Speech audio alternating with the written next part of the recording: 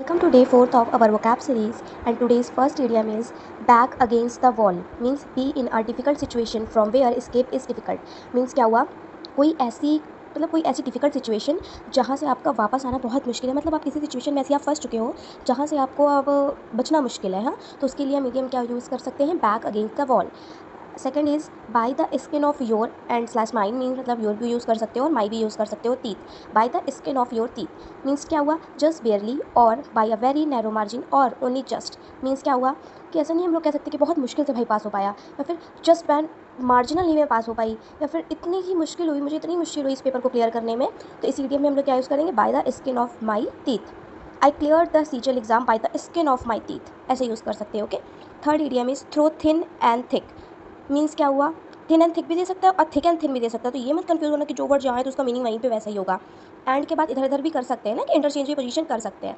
क्या हुआ, through thin and thin means क्या हुआ, under all circumstances no matter how difficult. मतलब कह सकते हैं किसी भी हालत में, किसी भी सिचुएशन में।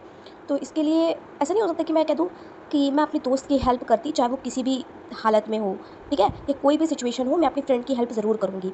तो वहाँ पे इस इडियम का यूज़ कर सकते हैं, थ्रो थिक एंड थिन।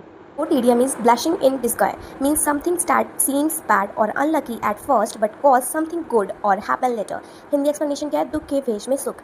ऐसा इसको क्या, कहाँ पे इसको यूज़ कर सकते हैं। ऐसा नहीं होता है कि जैसे आपके साथ कुछ बड़ी ट्रेजेडी हो गई या फिर कुछ ख़राब हो गया, आप ऐसी कुछ ख़राब प्रॉब्लम में फंस गए हो, लेकिन एट द एंड वही प्रॉब्लम आपकी हैप्पीनेस का रीज़न होती है, या फिर वही प्रॉब्लम आपके लिए कुछ अच्छा कर जाती है। तो वहाँ पर हम ये इडियम का यूज़ कर सकते हैं।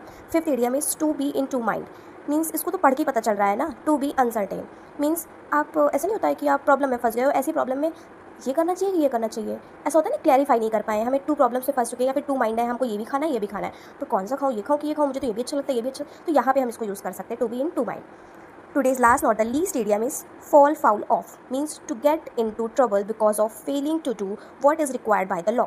मीन्स क्या हुआ, इसका समस्या में पड़ जाना। क्यों, इसका हिंदी एक्सप्लेनेशन मेन यही होगा, समस्या में पड़ जाना। मीन्स कि आप ऐसी, जैसे आपको कोई भी रीज़न दिया गया हो, या फिर आपको एक कोई भी एक, आपको कह सकते हैं आपको एक रिक्वायर्ड नेसेसरी चीज़ें दी गई हो कि आप इस चीज़ों को फॉलो करिए, और आप उस चीज़ को ना फॉलो कर पाने की वजह से किसी ट्रबल में फंस जाए, तो उस चीज़ पे हम यूज़ कर सकते हैं fall foul of. Thank you, follow for more.